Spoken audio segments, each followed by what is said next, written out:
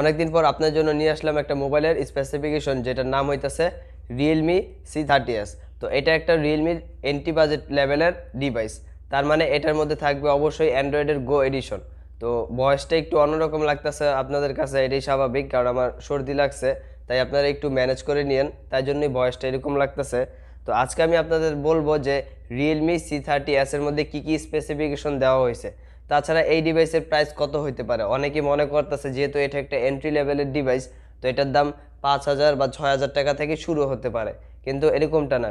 প্রাইসটা আমি আপনাদের সামনে বলবো, তার আগে প্রথমে আমি আপনাদের বলবো যে এটার কি কি স্পেসিফিকেশন দেওয়া হয়েছে। তো আপনারা যদি এন্ট্রি বাজেট লেভেলের মধ্যে ডিভাইস খুঁজেন, তবে এটা হইতে পারে আপনাদের জন্য একটা ভালো চয়েস। তবে প্রথমে শুরু করি যে এটার ভিতর কি কি দেওয়া হয়েছে। তো প্রথমে যদি আপনারা এই ডিভাইসটা দেখেন, তো এটার মধ্যে প্রথম স্পেসিফিকেশন যদি আপনারা খুঁজেন যে এখানে কি এটা 5G ডিভাইস, তো এটা 5G ডিভাইস না, এটা হইতেছে একটা 4G ডিভাইস।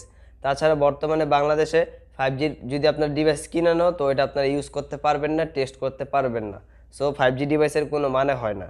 তারপর আসে এটার বিল্ড কোয়ালিটির মধ্যে, যে এটা কি দিয়ে তৈরি করা হয়েছে। এটা অবশ্যই প্লাস্টিকের বিল্ড কোয়ালিটির, সামনে তো অবশ্যই গ্লাস থাকবে। তো দেখা যাবে এই মানে এই এন্ট্রি লেভেলের মধ্যে অনেকেই আপনারা দেখতে পারবেন যে বিভিন্ন ডিভাইসে ডিজাইনটা সুন্দর হয় না, কিন্তু এই ডিভাইসটা যদি আপনারা দেখেন, তবে এই ডিভাইসের ডিজাইনটা আপনাদের ভালো লাগবে। এটাও একটা কারণ যার জন্য আমি আজকে এই ডিভাইসটার স্পেসিফিকেশন আপনাদের সামনে নিয়ে আসছি। তাছাড়া এটা যদি আপনারা ওজন চেক করেন, মানে এটা কি ভারী নাকি হালকা, তো এটা হালকার সাইডেই পড়ে, কারণ এটার ওজন 186 গ্রামের মতো। আর এখন আসি যে এটার সাইজটা কত, মানে ডিসপ্লে সাইজ। এইটা হইতেছে 6.5 ইঞ্চির একটা ডিসপ্লে থাকবে, যেটা অবশ্যই নচ স্টাইলে থাকবে।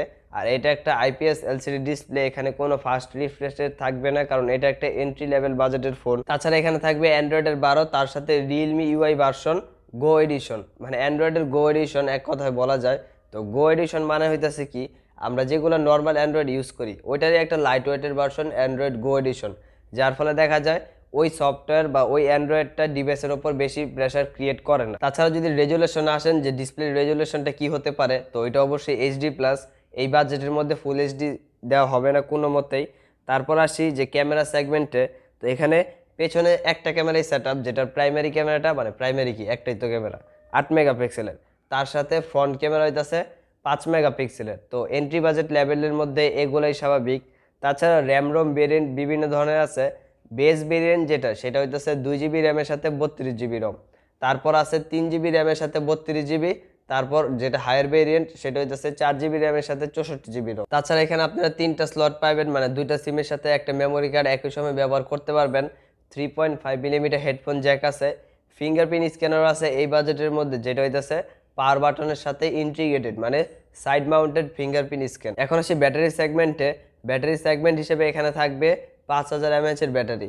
তো এখন আসি যে এখানে প্রসেসর কি হইতে পারে, তো প্রসেসরের নাম এখনো জানা যায় নাই, কিন্তু এখানে মনে করা হইতেছে যে একটা অক্টা কোরের প্রসেসর থাকার কথা। যদিও যদি আপনারা অ্যান্ড্রয়েড গো এডিশন দেখেন, ওইখানে সাধারণত অক্টা কোর প্রসেসর থাকে না, কিন্তু এটার মধ্যে অক্টা কোর প্রসেসর থাকবে। তারপর আসি যে এটার মধ্যে কি টাইপ সি পোর্ট থাকবে কিনা, তো অবশ্যই না, কারণ এই বাজেটের মধ্যে টাইপ সি এক্সপেক্ট করা যায় না। তো এখন আসি যে এই ডিভাইসের প্রাইস কত হতে পারে। তো অনেকে মনে করতে পারেন এন্ট্রি লেভেলের ফোন 5,000 6,000 টাকা হতে পারে, কিন্তু এরকমটা না। এটার বেস ভেরিয়েন্টটা আর একটু বেশি দিয়ে শুরু হবে। তাছাড়া বর্তমানে আপনারা খেয়াল করলে দেখবেন যে মোবাইলের প্রাইস বা বিভিন্ন ধরনের সব কিছুরই প্রাইস অলরেডি বাড়তি। তো এটার প্রাইসটাও বাড়তি হবে। নর্মালি যদি এটা যদি প্রাইস বাড়ার আগে আসতো, তবে এটা 7,500 বা 7,000 টাকা বা 8,000 টাকা হলেও চলে যেত, কিন্তু এখন এরকমটা হবে না। এখনটা দেখা যাবে যে 8,000 8,500 থেকেই এটার বেস ভেরিয়েন্ট শুরু হবে, বা এরকম আছে যে 9,000 টাকা পর্যন্ত চলে যেতে পারে। আর যেগুলো হায়ার ভেরিয়েন্ট, ওগুলো তো আরও হাই যেতে পারে প্রাইস পয়েন্ট। তো আপনারা আমাকে কমেন্ট করে জানাবেন যে আপনারা কি এই এন্ট্রি বাজেট সেগমেন্টের জন্য এক্সাইটেড আছেন কি না। তাছাড়া আপনাদের এই ডিভাইসের স্পেসিফিকেশনগুলো কেমন লাগছে, এটাও আমাকে কমেন্ট করে জানাতে পারেন। যদি কোনো সাজেশন থাকে, ওইটাও আমাকে কমেন্টে ফিডব্যাক জানাবেন। যদি এরকমই ভিডিও দেখতে চান, তবে চ্যানেলটা অবশ্যই সাবস্ক্রাইব করে রাখবেন, তবে দেখতে পারবেন বিভিন্ন ধরনের ফোনে স্পেসিফিকেশন জানতে পারবেন। ভিডিওটা ভালো লেগে থাকলে অবশ্যই একটা লাইক দিয়ে যাবেন। আর আপনারা অবশ্যই চ্যানেলটা সাবস্ক্রাইব করবেন, কেন, কারণ এই বছরের মধ্যেই 10,000 ফ্যামিলি কমপ্লিট করতে হবে, যেটা আপনারা চাইলেই করে দিতে পারবেন। তাছাড়া ফেসবুকে যারা যারা এই ভিডিওটা দেখতেছেন, পেজটাও ফলো করে রাখবেন অবশ্যই, কারণ ফেসবুক পেজের মধ্যেও এই বছরের মধ্যে 1,000 ফ্যামিলি কমপ্লিট করতে হবে, মানে ফলোয়ার, যেটা আপনারা চাইলেই করে দিতে পারবেন। এটাই ছিল আজকের ভিডিও। ধন্যবাদ।